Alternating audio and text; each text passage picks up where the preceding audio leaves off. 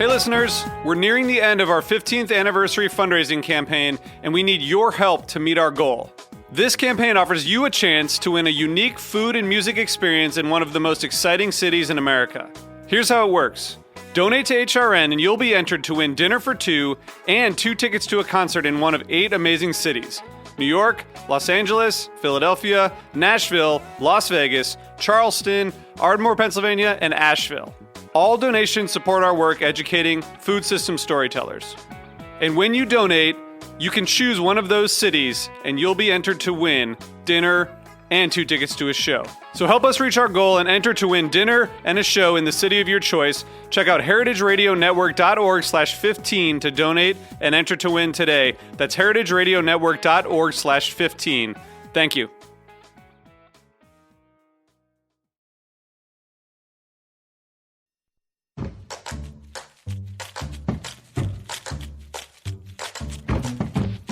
This week on Meat and Three, I'm about to go on maternity leave. This is Katie Mosman-Wadler, and before I leave you in the incredibly capable hands of Team HRN, we're rounding out Season 5 with a deep dive into the food rules, weird cravings, and overall hype about eating while pregnant. There are a lot of safe foods to eat, and we shouldn't be sort of assuming that just because something is raw that it's dangerous. I just found myself feeling like there was an alien piloting my body and brain, and totally changed the way that I ate. So was it the eggplant? Sure. Why not? I just don't know. Tune in to this week's episode of Meat and Three anywhere you listen to podcasts. I'll be back soon with our newest and tiniest producer in tow. This episode is brought to you by Huertas, a Basque-influenced restaurant in NYC's East Village. Learn more at huertasnyc.com. That's HUERTASNYC.com.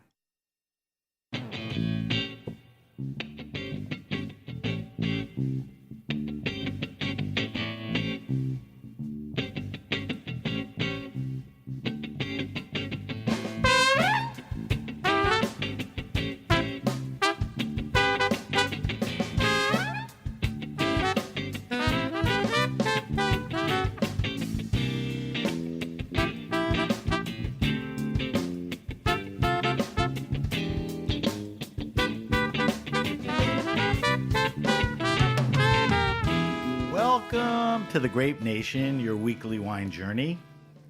Our guest is Hannah Williams. We'll talk to Hannah about wine, Psalms, and Blue Hill at Stone Barns. Hannah was kind enough to bring in a Chianti for our weekly wine sip. I'm your host, Sam Ben Ruby. Stay with us for the Grape Nation on the Heritage Radio Network. We bring wine to the people. Hannah Williams studied creative writing at Columbia, or Barnard, and also studied abroad in Scotland, where she found her love for wine. She eventually made her way back to New York City, where she pursued a career in wine. Hannah is a wine and spirits Best New Sommelier of 2019, where, by the way, she started as an intern. So maybe there's some kind of connection there. And also just became an advanced sommelier. Hannah Williams is the beverage director at Dan Barber's Blue Hill at Stone Barns in Pocantico, New York. Did I say Pocantico right? Pocantico Hills. Pocantico Hills. Yeah. Cantico. Cantico. Hannah, welcome to the Grape Nation. Thank you. Good to be here. Thanks for coming in. I just want to say that this is our first show of the new season, Q1 2020. And I'm excited to have Hannah in here.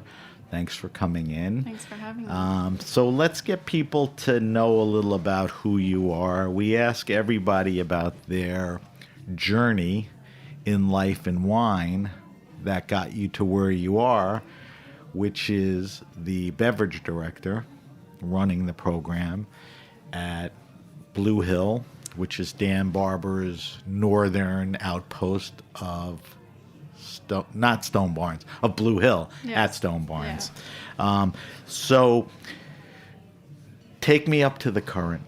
Yeah, so born and raised in Miami, Florida. Miami? Miami. Okay. I wasn't necessarily on South Beach in a suburb called Pinecrest, but Okay. definitely grew up with Cuban food and cocktails and no wine whatsoever around me. No wine. No wine. Still a pretty shallow wine world down there, but it's getting better and better each time I go back and visit. And your family. Yeah. It wasn't a wine family on the table thing. Okay. My dad's from Wales, and he was very into beer and pork pies, Okay. but nothing fancy, and definitely not wine. So I got into my dream school, which was Barnard College, which is the women's liberal arts college of Columbia University, so under the Columbia umbrella of schools. And I was a dancer most of my life, so I went there for their dance program as well and thought that's what I was going to pursue for the rest of my life. Loved English, was a creative writing major as well, but studied abroad in Scotland. What year? Typical junior year? Yeah, my junior year Okay. for one semester. Right. And I have celiac disease, so gluten-free tell entirely me. since I was 9 years old.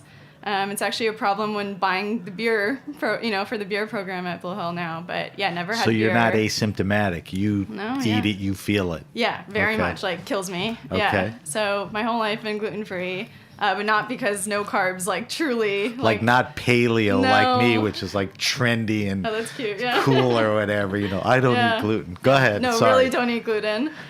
So at the time I thought I couldn't have whiskey, and I definitely wasn't drinking beer. I now know I can drink whiskey because it's a distilled product and I'm more beverage, educated. But basically I joined a competitive blind tasting team within the Wine Society when I was 18 years old. This is in Scotland. 19, yeah, in Scotland, and that's how I made friends. And at first it was really just fun, and I went from not knowing what Pinot Grigio was and Riesling to suddenly being able to blind taste with this group of people, and we'd meet twice a week, and there was competitions against Oxford, Cambridge. You could win trips to Bordeaux. So it opened up this entire world for me, and And you were intrigued and 100%, kind of yeah. caught up. And through tasting, really, that sensory experience where you don't know the price of a wine, you don't know if it's Grand Cru, you don't even know what the grape is. It really Pure. takes away, it's pure. And I loved it. So I went back to the States and felt like I had really almost lost something that I really loved, and decided to put my English major to use and got an internship at the tasting department for 6 months at Wine and Spirits magazine. So wait, you come back and your mind is set on a wine-centric direction? Yes. But I So, was testing it out. But like you said, you had writing skills. Right. So you took that to the wine world. Yeah. So you wind up at Wine and Spirits as Wind an intern. up, yeah. Okay. I was a Wind up. tasting department intern, which was a great gig for me at the time because I made $50 a week, but they let me carry as many wines home that were extra tasting wines as I could carry, which was amazing. And that was important to you. Yeah, it was so important. I needed to taste. I was reading up on, what Carmenere was, and I wanted to taste what a Carmenere was. Now that's definitely not what I'm drinking, but at the time that was so essential to my education. And at Wine and Spirits, you would taste literally 50 Santorini wines all at once, and it was the best learning environment. And those tastings were very stressful working them, and you're serving Pascaline and you're serving the wine director, the Nomad, and it's all these people you read about. You're suddenly having to bring trays over shaking of little glasses of wine for them to taste, and then go back and hand wash all of them and bring them another flight. But it was amazing exposure. It turns out that was important to what you're doing now. Super important. A lot of people like you, instead of doing an internship, would get a lowly job at an Italian restaurant and just be Right. exposed to Italian wines. Right. Nothing wrong with that. Yeah. You really were thrown into the whole world. Yeah. And I know Josh Green. We both know him, and Oh, he's he's a incredible. world wine guy. He is. I'll give him that much. Yeah. All right, so you do that for how long? 6 months. And then I decided in that time, I was becoming obsessed with the industry, with restaurants, and I had never worked in a restaurant. And that was a big problem. And I decided I really wanted to work as a sommelier eventually in a restaurant. And I dined one night at Del Posto with my mom. She had brought me a $50 gift card for Christmas to Del Posto, which probably gets That's you one appetizer for Yeah. one person. or half a plate of pasta. Yeah. Because they had a special gluten-free menu. Mark Laudener was making the most amazing gluten-free pasta. So He's a cool pasta guy. yeah, I literally only went there to try their gluten-free pasta. And while I was there, I met this young, passionate sommelier, Luke Boland, and I started talking to him. What year are we talking? Approximate. Or how many years ago? 2015, Okay. probably. Almost 5 years ago. Yeah. Okay. So I was just, I'd just come back from wine tasting, from being at Wine and Spirits. I was basically gushing about how much I loved wine and wanted to be in the wine world. He had just passed his advanced exam and was sitting for masters. And I just loved talking to him and seeing his process. And he poured me, some Sangiovese, which I guess we're coming back to today, and some dessert wine, some Vinsanto, I remember, so both Tuscan. And he's like, hey, there's this project down the line, which wound up being La Serena. And he's like, I'm going to be heading up that project. Would you like to be considered for a cellar master position? This is Luke? Luke. Okay. Yeah. So he gave me my first opportunity for real in the wine world. So everyone knows wine people and restaurant stuff, but what's a cellar master do? Yeah, so Schlepper? I think master is too nice of a word for it. You're a cellar rat. Right. But you gotta start somewhere. So it's the cellar rat. I So wasn't you're the out of necessarily- sight guy. Yeah. And I wasn't necessarily physically built for that job, especially 3 flights down at La Serena. Oof, it's a big place. But yeah, you just got to be on the wine team. So I was on the opening team. You were cool with that? I was totally cool with that. Happy to do it? Yeah, I actually graduated early from Barnard to take this position. I was done with school. I was I love it, but I'm ready to make money and, be in the Did you industry. graduate early to get the hell out of there because you wanted to get going with this? Yeah. Okay. I was just focused. I knew what I wanted to do. I loved school, but I wanted to streamline my professional career, which I now knew was going to be wine. So while I was graduating early, Jeff Porter and Luke set up this 6-month stage for me at all the restaurants. So I got to spend time at Del Posto, Babbo, Lupa. I met all the wine directors there, helped them with wine dinners, really just got used to being in a restaurant too. So you bump around to a bunch of Yeah. restaurants? Within the company, What yeah. period of time do you hit all the restaurants? So this was right before 2016. So I graduated with the class of 2015, but I was 2016, so it was that whole fall semester. Okay. And I would do it a few times a week because I had less of a workload, was finishing up my theses, and I got to spend time with Jeff Porter, and he's the coolest guy ever, and is such a wine papa bear, and is so nice. And my favorite thing is every day he would ask me what I was reading. And I would be well, the wine Bible and the wine atlas. Was the reference towards wine reading No. or reading in No. general? And he'd be no, Hannah, what are you reading? Right. And he was always reading neuroscience books Right. or You were why we sleep. nerding out on Yeah. wine. Right. And he's he's such a holistic person and taught me that it's about politics. Stelling wine is about lore and history. It's everything. And I really liked perspective. his perspective. Yeah. So I opened La Serena. We had the most amazing opening team of sommeliers that I'm still some of my best friends, Let's including talk Scott. about who they were. Yeah, so Scott Woltz, who is the reason I'm on this show right now. Past guest and Yeah. friend. Now corporate beverage director of Quality Branded, so Right. mega empire in the wine and food industry, especially in New York. Right. Summer Noop, who's one of my best friends, Maria Rust, who opened Psalmtime Wine Bar now. A guy Where's named- that? It's on the Upper East Side, 52nd, Midtown East. But it's basically the most amazing dive bar for Psalms. Psalmtime. Psalmtime, yeah. I gotta look one of for my that. favorite places. So it was just this amazing team. Christian Grun, who is Amanda Smeltz's husband now, and so it was such a fun team, and we all got along so well together. And we got to learn from Luke, who was sitting for his exams at the time and created the most amazing wine list there. So I got, to really learn Italian wine and champagne, which we carried Right. Del Posto. So I made it from assistant, essentially the cellar master role to assistant sommelier, and then I became sommelier within a year and a half time frame there. So it was a quick trajectory, but Well, probably well deserved, and you Yeah. worked hard. How long were you there total? about a year and a half. Okay. Yeah. Then what happens? So then the restaurant was undergoing a lot of change, and it went to half Spanish with Anthony Sasso, who is one of my favorite chefs in the world, but it was, changing a lot. They were having their issues. Yeah, and they thought they were it went to a bulletproof. Then they steakhouse. opened that place, and it was just a really big space, and I loved it. And it was in the Maritime, right? Yeah, but it took up an entire block of New York City. Right. And it had so much potential. And we started off almost like a mini fine dining restaurant, but it was hard to maintain those standards with such a large amount of space. So basically, it became clear to most of us that it was time to jump ship. And I remember I came one day to Luke, and I was like, Luke, I'm sorry, but I've applied somewhere else. Like, it's like you're telling someone you're seeing someone else. And he's like, so am I. Luke had to see what you saw. Yeah, no, He was just trying to hold it together. He probably. was, yeah. And he actually told me at that time, oh, yeah, I'm also leaving. I meant to tell you. And I was like, great. So I saw this posting for Blowhole at Stone Barns. And I was like, that's like applying to Harvard. Like, this is Sort way of. out of my league. There's no way. Don't ever think that. I'm telling you now. Yeah. There's nothing ever above you. No. It's okay It felt then, like it. but from now, Yeah. never feel that way again. Okay. Yeah. So this is about what year?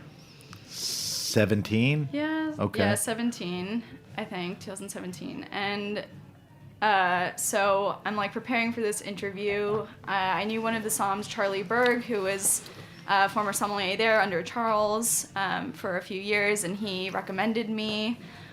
Charles is Charles Puglia, Yeah. who was the wine guy Yes. at Stone Barns. Yes. So you had somebody to help you. Yeah, so just sent my resume forward, which does do a lot for you in this industry.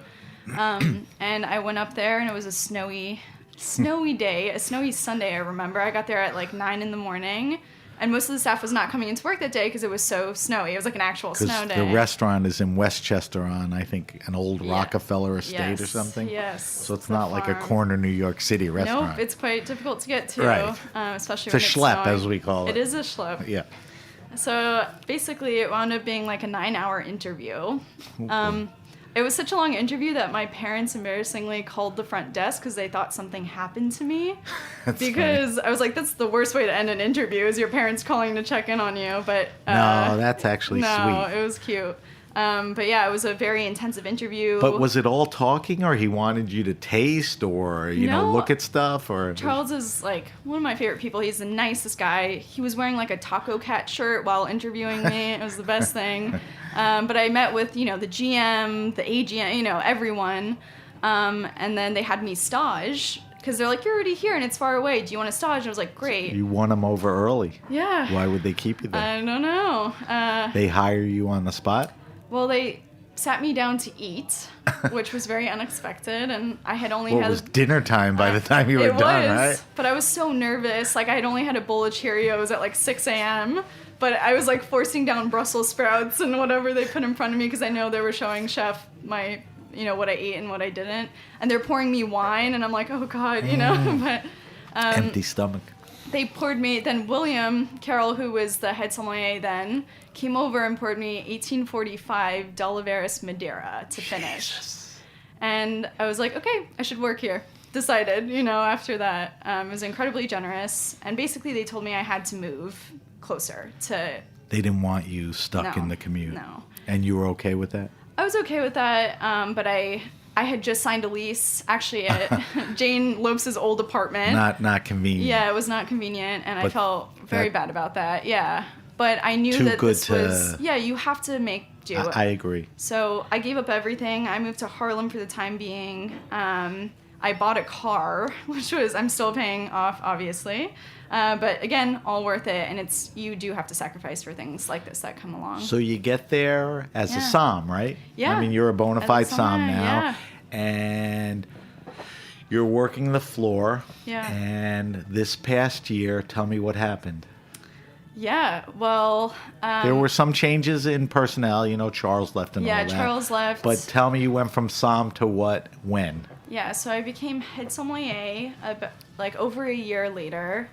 And when I started at Blue Hill, I had 2 goals for myself. I said if I can leave Blue Hill at Stone Barns, being a head sommelier and passing my advanced exam, then I would be really proud of myself. Those were like my 2 goals for myself in my time there. And I didn't know how long that would be.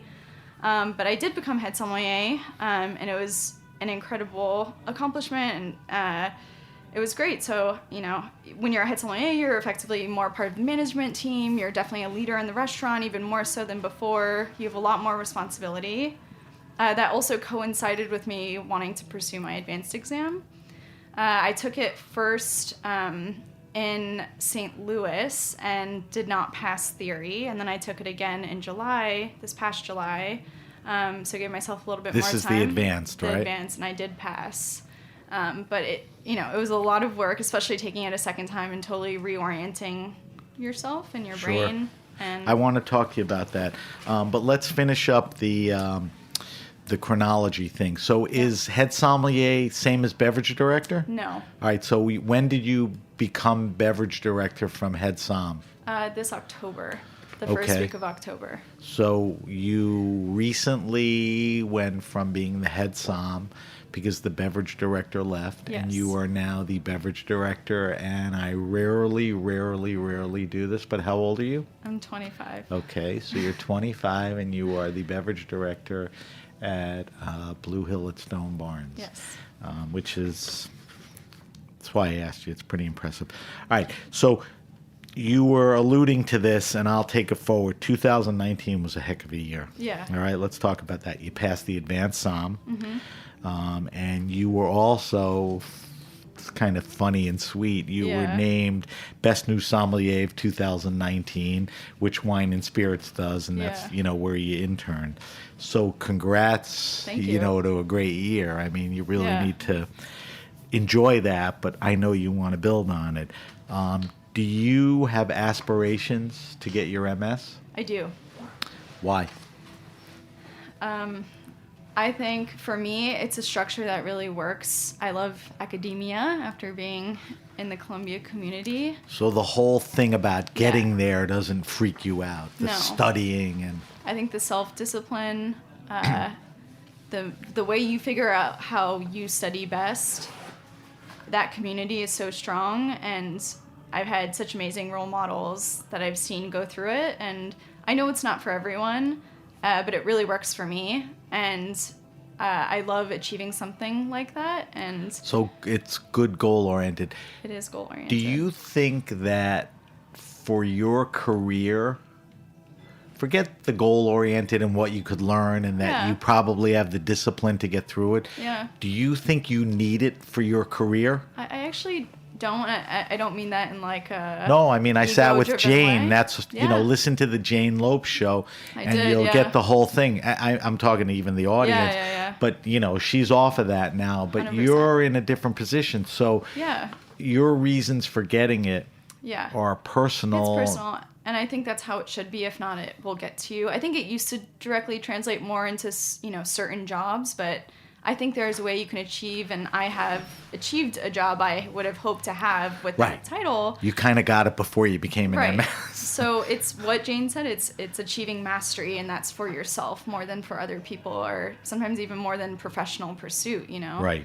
And that's more what drives me. So is it fair to say that you're currently preparing for your MS, or No. you haven't started yet? I haven't started because Are you committed to a date? No, not yet. Are you going to do it? Yes. However, my new position is more important to me right now. So that's what I was getting to. Yes. The commitment Yes. to study for an MS is nuts. Enormous. You can't do that and focus and be good at your job now, right? I actually believe that's 100% correct. I agree. Yeah. And I would have to wait till probably after, and or make a very serious deal about. I mean, when I passed the second time, it took me coming in, at 2 or 3 p.m. rather than 9 or 10 a.m. like I am now.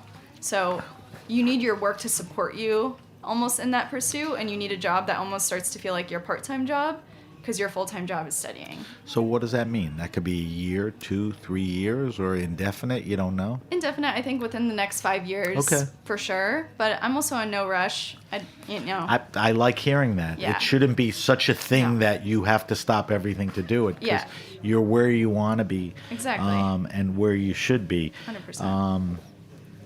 Yeah. So that'll free you up from a lot of that intensive studying everything. Yeah, I kind of miss it though, the studying. Yeah, but you'll get back to it. Yeah. But, obviously your focus is at a great place to be the best that you could be. Yes. Do you think there's any disadvantage today to being a woman in the wine biz?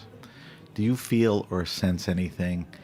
Now, we're not going to get into it, but things have happened in the business, with harassment for the past few years, some notable people. You've been involved. I don't want to talk about that, but do women, are they still at a disadvantage? Do you get by that stuff? Can you grow the way you want to? Can you achieve what you want to? Are you not being held to a different standard or being... Yeah. I think at Blue Hill, I'm very fortunate to be in an extremely liberal, accepting, encouraging community across the board. You can get into a world where it's terrific, yes. And that's what's important. Right.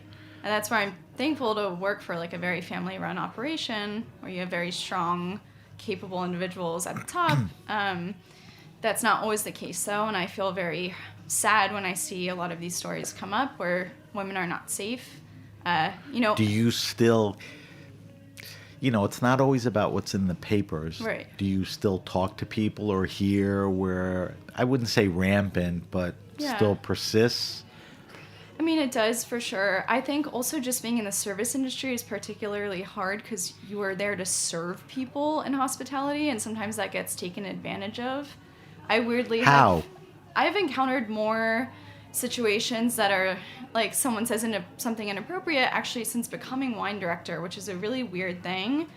And I think they don't expect it to be a woman. Maybe yes, and I don't like, mind. Can you send the wine director over and you're like, all the time. Yeah. Because there's a mixed clientele there. Yes. There's like old school money and sure. People that have wine saved up, and people have saved up for their anniversary and know how cool it is and all of that. And most of the time, like 90%, 99% maybe is fine, but when it also hurts when you're really capable and smart and you're working so hard to serve these people that have maybe been taken care of by the male wine directors for 5 years prior to you, and then they say something about your appearance at the end, or it just makes it detract. But at the end of the day, it's not their opinion that matters at all, and you have to be able to hold your own. And good answer. Yeah. So without realizing it, you're stating that it still persists, and that's still a culture out there, and it's going to take time.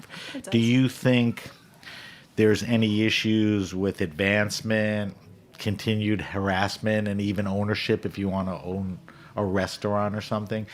Are women still at a harder place than men, do you think? Yeah, I mean, I think Jane said it the best, where it's not necessarily hard being a woman in the wine world, it's hard being a woman these days. And she was eloquent about what she meant. It's just the most appearance and how you're treated and all of that. I think, I agree with you on that. Yeah. I don't want to get into this heavily, but while we're on the subject, you talked about being at La Serena. And we know La Serena was Mario Batali and Joe Bastianich. And ironically, Joe's been in the papers in the last few weeks. And I'm surprised it wasn't earlier. Potentially, I don't know if the word's complicit, but, part of that culture. Yeah. Quickly, when you were at La Serena, I mean, did you sense any of that? There were some party culture moments where, like, certain VIPs, including them, would go up to like the cabanas and host late night, who knows what. So stuff was happening. Yeah, and I that ain't happening at Blue Hill type thing. No, absolutely. So it was definitely a cultural thing there. It was cultural, and I think they were two people that were in power for so long that it was overlooked. I was very much a part of it. I was never in danger. Right. I had a very protective wine team. But you sensed or detected something. There was definitely something off. I was also so new to the restaurant world. I had no idea what was happening. I mean, you look back now, if I knew then what I know now type thing and all exactly. that. That's interesting. The only reason I brought it up is because it just broke in the papers a few days ago. Yeah.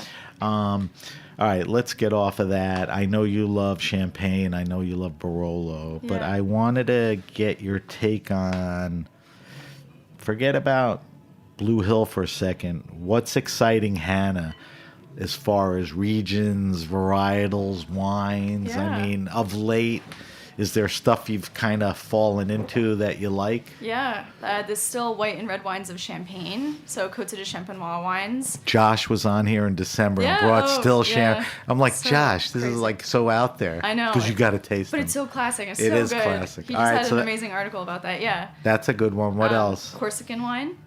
Huge. Our chef de Let's cuisine. let's Bastian talk is about from Corsica for a second. Yeah. It's a French island Yes. above Italy. Yes. Everybody thinks it's Italian. It used to be part of the Republic of Genoa, but it's now Right. very French owned. What's Yes. good in Corsica? What type of varietals? And give me a couple of producers. Yeah, so Abitucci is like The king. They have statues of him and Ajaccio in the capital, Right. so he's like actually king. Antoine Arena is amazing. Those Spell are Arena. Arena, like Arena. Okay. Arena, That's you a would good say. producer. Those are my two favorites, Okay. and the Canarelli wines. Spell. Clos Canarelli, I'll write it down after for you. I'll double yeah. check it Okay. because I post everything. Yeah, but it's Canarelli amazing. in Yeah, Corsica. in Corsica. What else? But give me something else beside Corsican that's exciting you. I've always loved the wines of like Etna, all Langhe Nebbiolos, like village level Burgundy too, but also Wait, like so Langhe Etna's Nebbiolos. one thing. Yeah. Then and Langhe, Northern- Nebbiolo. Yeah. Okay. And Chianti, like I brought today. Okay, we're going to taste the Chianti. All right, Hannah, we have to take a quick break. Yes. We're talking to Hannah Williams. Hannah is the beverage director at Blue Hill at Stone Barns, Dan Barber's restaurant up in Westchester. When we come back, I want to talk to Hannah about the wine program there and the food and the whole place and everything. You're listening to The Grape Nation. I'm Sam Ben Ruby. We'll be right back.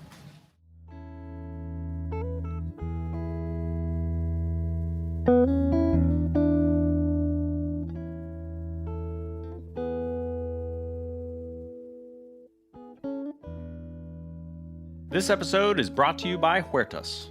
Huertas serves Basque-influenced fare, evoking the lively eating and drinking culture of northern Spain and creatively inspired by our home in NYC. Consider Huertas for your next event. Their private room is perfect for work dinners, baby showers, and birthday parties. There's even a small patio attached. Learn more at huertasnyc.com. That's HUERTASNYC.com.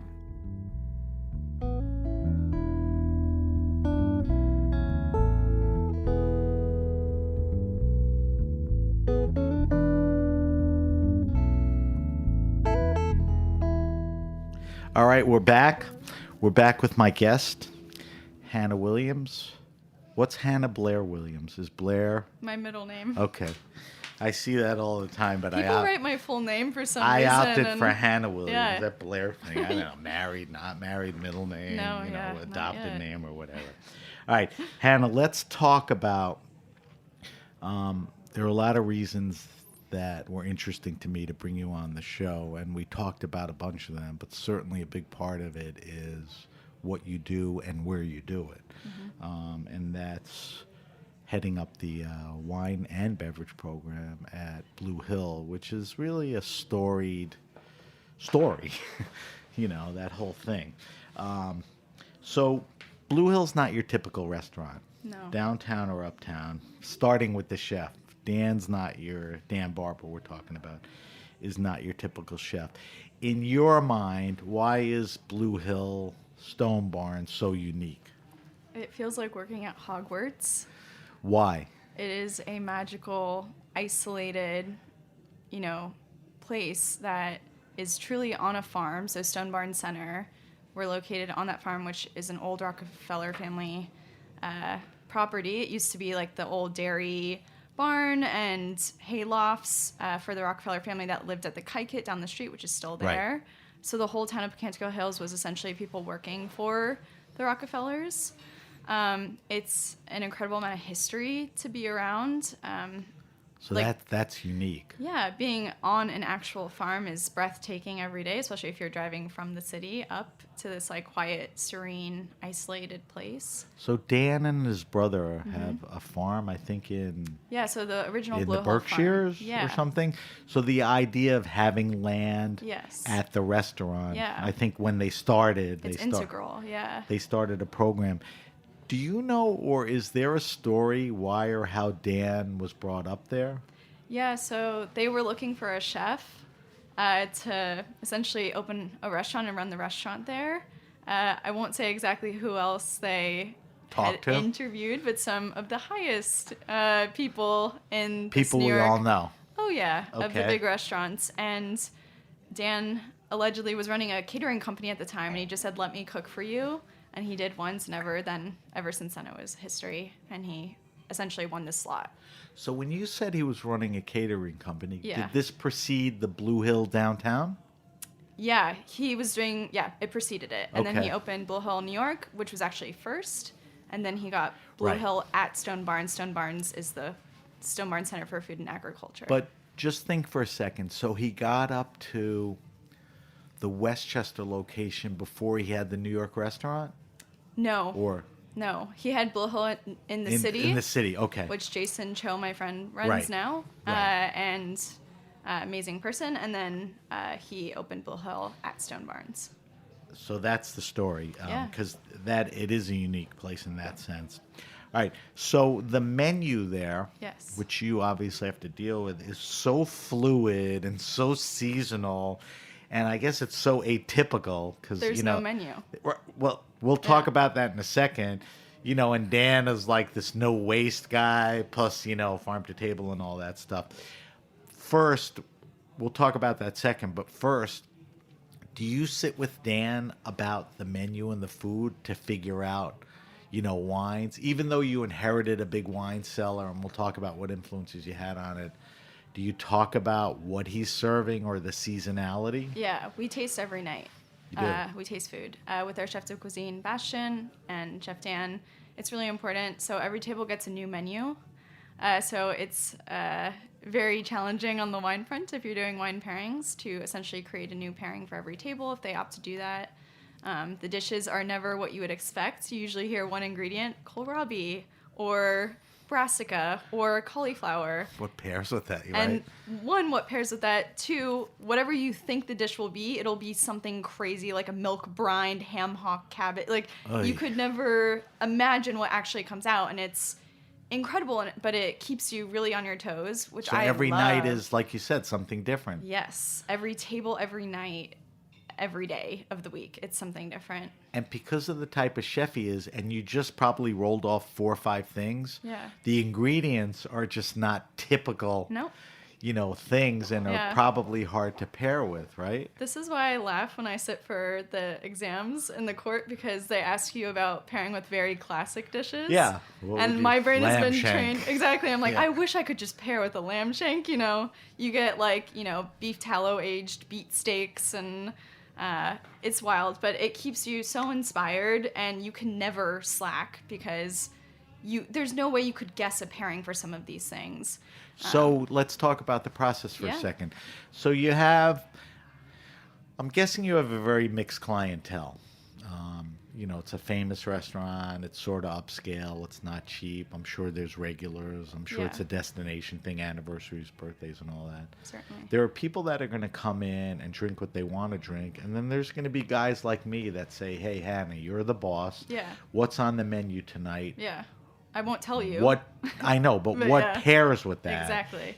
So it could go more white than I want because of the Perfect. ingredients Yeah. are all red and all of that. So Yes. you're up to that challenge every night, Yeah. right? In fact, guests need you to do that more so than other restaurants. They really do need the wine team. That was sort of where I was going. Yeah. So they're not stuck on, we're drinking Bordeaux or Burgundy tonight. They're like, No. what are we doing with Yeah. this? It's actually a unique thing in that guests look to you, regardless of price point, like, hey, we don't know what we're eating. Can you pick out a white wine, $200 or below, or $45 and below, or $2,000 and below that will go with what we're drinking or what we're eating? And that means you can push whatever you want. You can push more Alsatian wine, which is typically really hard to sell. You can push Australian wine. You can push, more California, like well-made Nouveau California styles.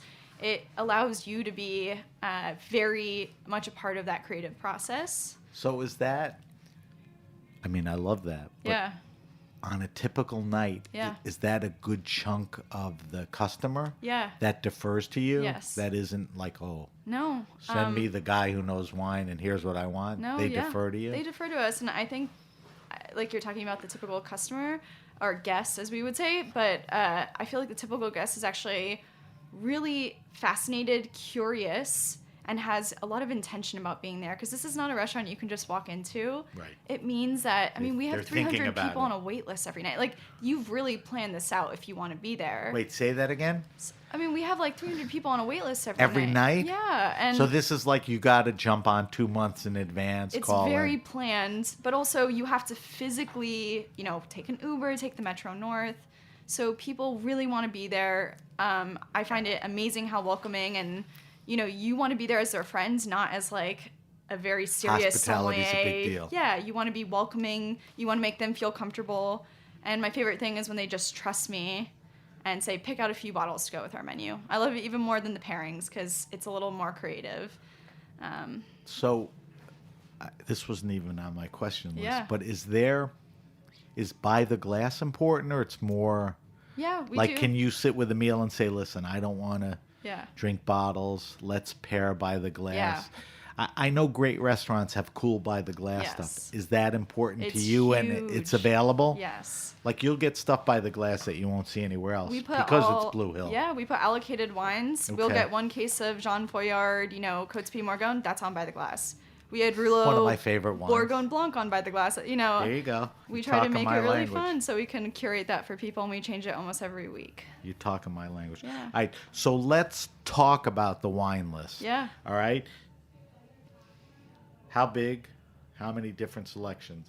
Yeah, so around 23,000 physical bottles in our cellar. Are they all up there, or they're All offsite? up there. You We have the space, a right? great cellar. That must be like the greatest thing for you to like roam that. It is an old Rockefeller root and vegetable cellar built into the side of a hill. Jesus. Yeah. Perfect place for I wine, know. right? It's our cave. So 24,000 wines. How many different selections? On the list right now, around 2,600 selections, and off list, we probably have closer to 3,600. What does off list mean? Meaning we have reserve and super reserve. Not on the list. Not on the list. So you can offer it if somebody says, I don't see it, do you have?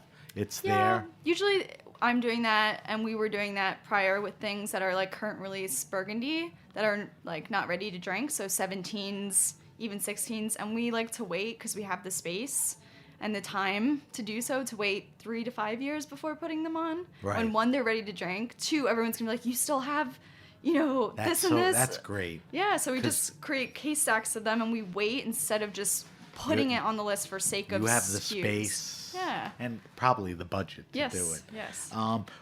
Talk to me about what the strengths of the list are.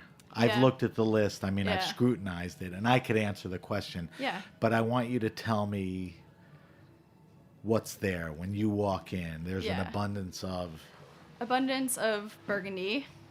That's definitely our biggest selection, both white and red. We sell a lot of Burgundy, especially this time of year, and I love to drink Burgundy. Funny and true story, when I started, I literally told Charles and William I don't like Pinot Noir. When I first started, I had come from an all-Italian background. I didn't even say Burgundy. I said You didn't know Pinot that Noir. wasn't Burgundy? No, like I just didn't like Pinot Noir. I didn't even know to say that it was a red Burgundy. I didn't like any Pinot Noir. I thought it was kind of like All right. lame, and that shows you how far I've come as like a Thank true God. Burgundy collector, drinker now. Thank God. Collector for our cellar, not personally. So big Burgundy. Big Burgundy, a lot of Napa, but like really good, like Philip Tony, Diamond Creek, like really like stellar. the old classic. Old Not the school. necessarily unctuous over the top No. Parker wines. I mean, I'll keep maybe 3 bottles of Opus One, but we right. we But don't buy those Tiny has been a wines. great maker Yeah. and all that. Just give me a Exactly. couple other Napa guys that you love. Well, those two are my favorite. Old Dun is amazing. Old is the key. Is the you key. can't drink a young Dun. Yeah. And there's a big market for that. I mean, Yeah. your customer base. All right. So we got Burgundy, Napa. I'm Yeah. going to guess. Champagne that was not the case when I started. I helped really build that selection, and we have a good amount of Barolo, I would say. All right. So meld two questions in. Yes. The original question was, what's the strength of the list? Yes. The second question was, what impact did you have on it? What did you bring up? Yeah. What did you add? Yeah. What didn't make sense to you that you brought down? Yeah. So as we talk about this list, what was your effect on it? And what are the strengths? Yeah, it was definitely over time, which I was So very... champagne Yes. is the answer to the second thing. You added champagne? It was a collective effort, but I got really into champagne. It's one of the only like true wine visits I did, which I did last spring with Transatlantic Bubbles. So yes, champagne and grower champagne. So grower was... Yes, yeah. Throw me out a few grower Yeah. guys that are prominent on the list, or you love, or both. Alexander Filane, Spell? Filaine. God damn, I Yeah. never heard of it. It's so good. Why am I doing this It's show? never I should over heard. 150 on a list either. Okay, We have it that's- by the that's glass great, right now. right? It's so good. All right, so that's one. Give me another grower guy you love. Yeah, I love Manuel Brochet is one of the wines I will... Brochet. Yeah, I'll never not order that if I see it on the list. It is so good. Priced reasonable? Also around the 150 on Okay. a list. Great tip. Yeah, so it's like that perfect price Okay, point. is Brochet considered a grower? It is. Yeah, he's a very Okay. small grower producer. Okay. And then stuff like Margay, any of the special club bottlings. Shaman or Yeah, whatever. that's Shaman. the- Yeah, it's Shaman. really good. Yeah. All right, so that's champagne, and then you said Barolo? Yeah, What- Italian wine. Italian. Was it prominent when you got there, or you upped the game a little? It was prominent, but only at a higher price point. So what did you do? I added a lot of like one Sicilian wine, stuff like Ruque, more Barbera. Wait, more what's longer- Ruque? It's a secondary or even third grape variety in Piedmont. It's really good. All right, you have to help Very me here. strawberry You have fruited. to spell Ruque. Ruche. Ruche. Okay. Yeah. And that's in Piedmont? Yeah, often. Okay. So just other Italian grape varietals. Italian white wine is one of my favorite values in the wine world. Where? From Piedmont? From Tuscany? From Everywhere. anywhere? Oh my God, Whether it's Valdosta, Vermentino or Vermentino, all they're that stuff. Okay. amazing. All right. Last impact. Anything else that you brought in? Stuff like Australian wine because I did visit Jane and John, Jane Lopes and John Ross in Melbourne, and that was like a huge aha moment to me. Do they have to have a lot of Australian wines on their list just because Yes. they're there? Yes, but But do they like stretch to bring Yes. other? They yeah, they have try to be classic and- strong on home. yes. Okay. But they have others. So drop me a couple of Australian names on the list that we're loving. Mac Forbes, MAC, yeah, I know Forbes is amazing. He has his like RS, which residual sugar level bottled Rieslings, which are great. He does amazing experimental bottlings of like Cabernet Franc and great stuff. Australia is sort of in a renaissance now, It is. which is nice And we to don't see. see a lot of it, and that was the problem. But now we're seeing more and more. By far in Geelong is amazing. It's like he worked at Dujak, and it drinks like baby Dujak. It's one of the best New World white wines I've ever had, and especially if you can find them with age, which you can do more over there. But incredible producer. Are people responding to it, ordering it, digging it? We have to sell it more. Right. It's not going to be just It's more order on fired. you than people Yes. asking for it. Yes. Which sort of, my next question is, I'm curious about the clientele as a whole. Are they the people that go to a place like that and expect all the treasures, which is Burgundy and all of that? Yeah. Or is there a good share of people, and we talked about this a little, that are like, Hannah, what am I drinking tonight? Yeah, there's both. We have a long list of regulars and wine regulars. That are the Burgundy drinkers, yeah. which is why you have it and all of Yeah, that. but even they're great, and even that they will open up and say, "Hey, you know what I like. You've served me for 3 years. Right. What do you want me to drink today?" Right. And that's my favorite type of guest. Very cool. So if there was one, I hate to use the word criticism, but if there was one thing today that you could change or tweak on the wine list, Yeah. and it sounds pretty complete, is there any way you would respond to that? I think we are currently working on our New York wine selection.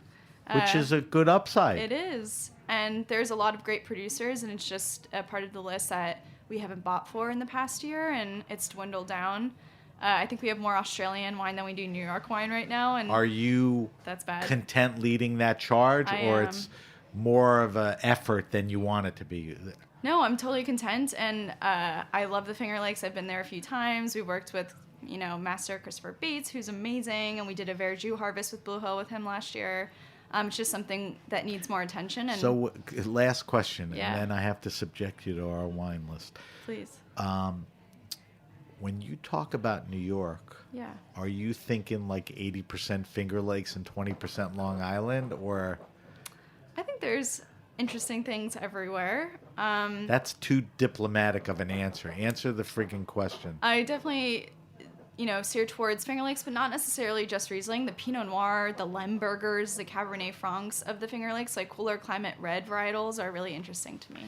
So, my takeaway from that answer is right now in your mind, and I'm putting words in your mouth, that Yes. the Finger Lakes are a little more happening than Long Island, and I don't know if I disagree with that. I think with the style of food we serve, being on the leaner side, it tends to Right. work with our menu better. And I think as you move into that, I think you'll be surprised. There's some Yes. very committed people up yeah, there. yeah. So hopefully next time we talk, there'll be some I'll have specific. pages.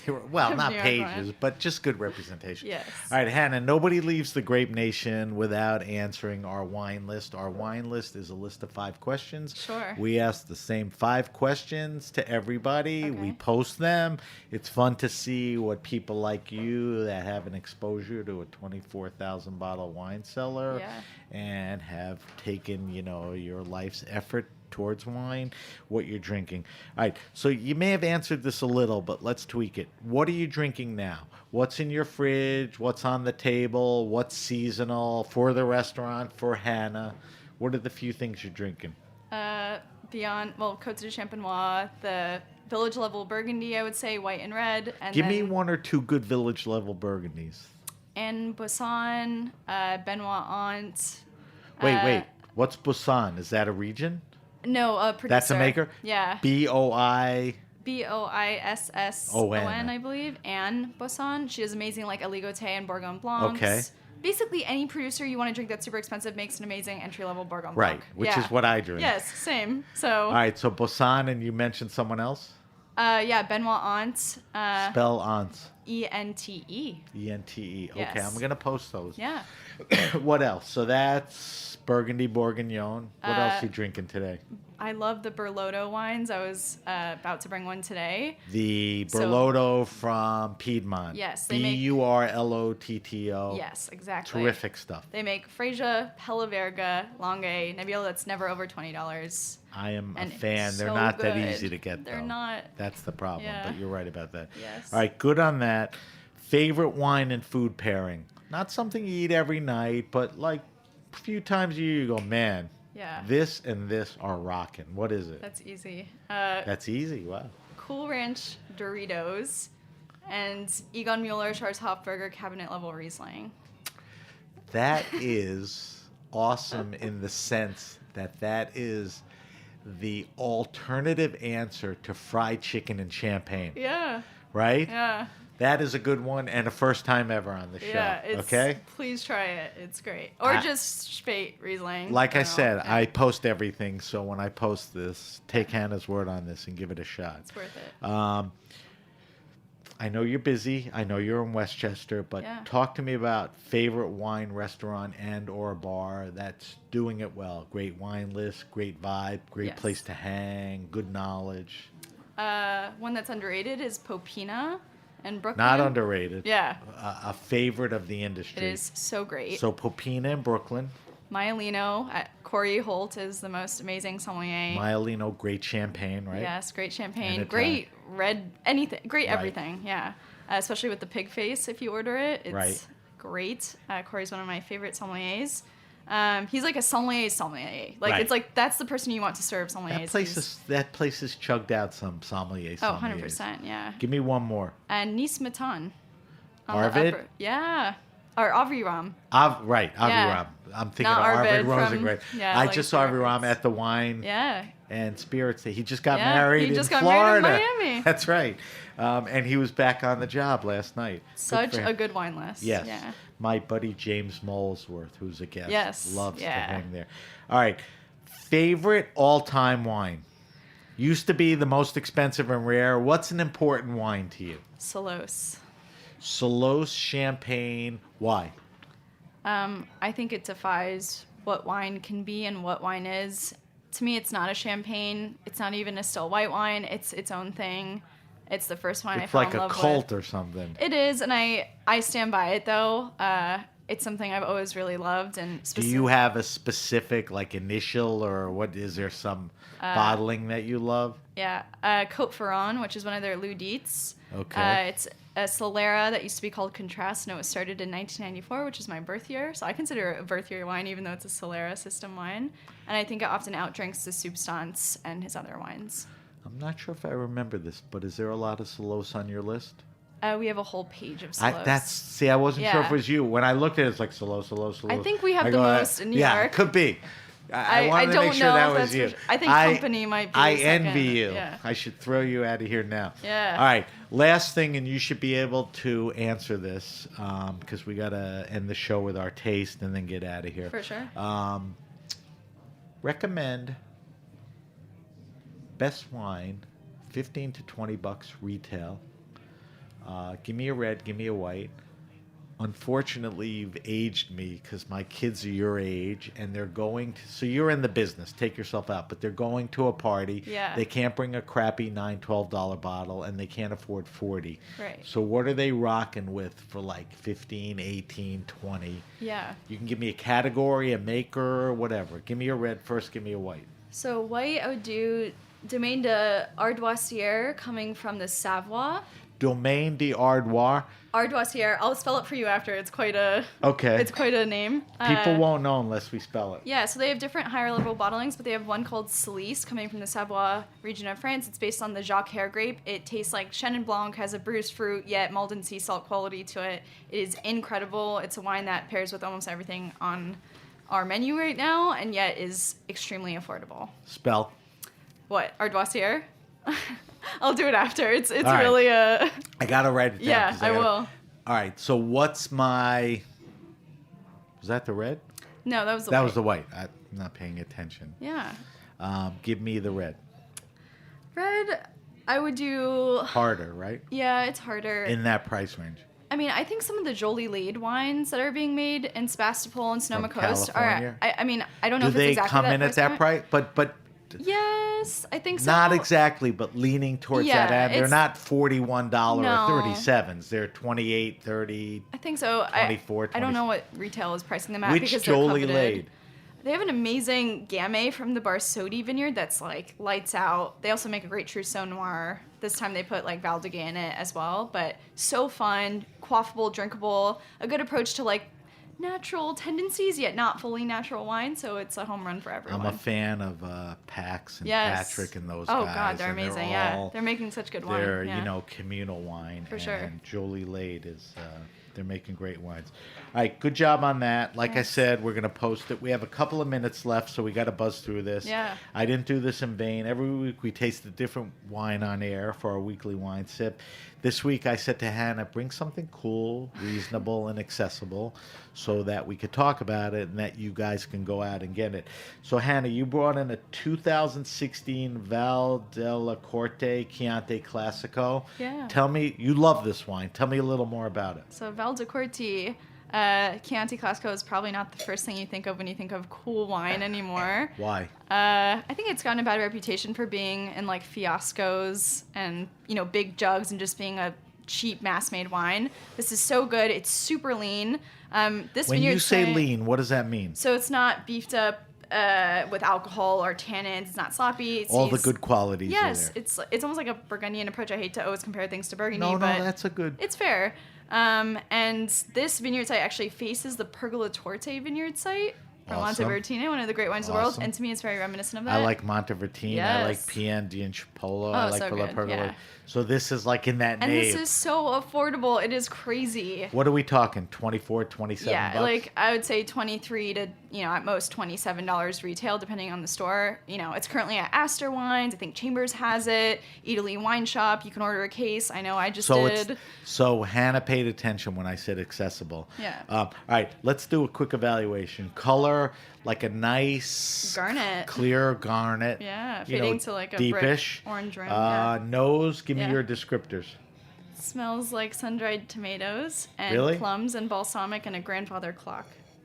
Like kind of old mahogany. Like that old dusty wood yeah, mahogany. Mahogany Wow, wood that's a varnish first. is one of my favorite tasting notes, but it's really there. All right, mouthfeel. It's like a medium to me. I mean, tannins are high, but it's well integrated for sure. Yeah, I'm not worried about Yeah. that. It's not unctuous, nor is it thin. Yeah, but you kind And of the- want a pizza with it. Oh, yeah. Yeah. 3 pizzas, but you and I don't eat that, so what are we talking about? Paleo and gluten-free. All right, so let's talk about the palate. Does the palate reflect any of the nose descriptors? Yeah, super savory. Very like tart fruited, like mulberry, like dried mulberries hanging in like a drying shed for a while. Do you know how many people that listen to this show ever tasted a mulberry? 6. I'm taking a guess. Yeah, but it's like a darker dried red fruit. Right, which is Right? right. It's not reddish, it's No, darker. right. Right. And it's super savory. Almost has like a fennel, aniseed, fenugreek. Again, like that old Which is grandfather very clock. makes it very interesting, nuanced, and complex. Yeah. Which is what you want for a wine at this It's price. so delicious. All right, so last question, and then I got to do my wrap up. Yeah. What's a good pairing for this? Roberta's pizza. Okay, so pizza off the Yeah. charts. Second choice. I made a roast chicken last night with it and drank a bottle of this. Good with roast chicken. Good with roast chicken. What about red meats? A steak, red meats, burgers? So this is pheasant. pretty diverse. It's so diverse. I guess you wouldn't eat it with like fluke ceviche or something. Maybe not. But you could. But if you want. could. All right.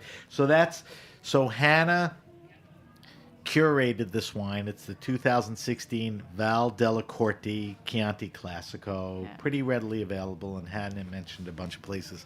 Like I said, I'll post Hannah's wine list answers and our weekly wine selection. All right, Hannah, I got to wrap up. If you have a question, suggestion, wine happening, or event, hit me up at samatthegrapenation.com. That's samatthegrapenation.com. Subscribe to our Grape Nation podcasts on iTunes, Stitcher, Spotify, or nowadays wherever you get your pods. Follow us on Facebook at The Grape Nation. On Instagram, this is a little tricky. We're at SBenRuby. On Twitter, we're at BenRuby. But you can always use the hashtag The Grape Nation. As I said, we'll post Hannah's wine list and weekly wine sip on our social media sites. I know that she laid down some good intel, and I want to share it with you. Hannah, if we want to do 2 things, if we want to follow you, which I think would be fun, and we want to follow Stone Barns, Blue Hill, where do we go? Me, probably Instagram. HANNZAH, Hanza. So that's probably it. And if you just want to come see us at Blue Hill. Okay. Yeah. And does Blue Hill has like Blue Hill Farm? Yeah. Is there a Instagram site? and website. So, yes. All right, Hannah, we got to wrap up. Everyone is Perfect. anxiously waiting to get in. Thank you to our guest, Hannah Williams.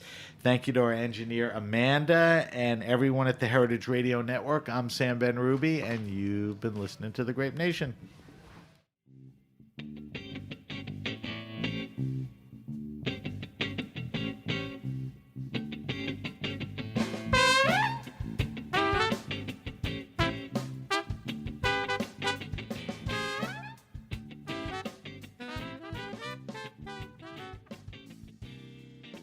The Grape Nation is powered by Simplecast. Thanks for listening to Heritage Radio Network, food radio supported by you. For our freshest content, subscribe to our newsletter. Enter your email at the bottom of our website, heritageradionetwork.org. Connect with us on Instagram and Twitter at heritage_radio. You can also find us at facebook.com/Heritage Radio Network. Heritage Radio Network is a nonprofit organization driving conversations to make the world a better, fairer, more delicious place. And we couldn't do it without support from listeners like you. Want to be part of the food world's most innovative community? Subscribe to the shows you like, tell your friends, and please join the HRN family by becoming a member. Just click on the beating heart at the top right of our homepage. And thanks for listening.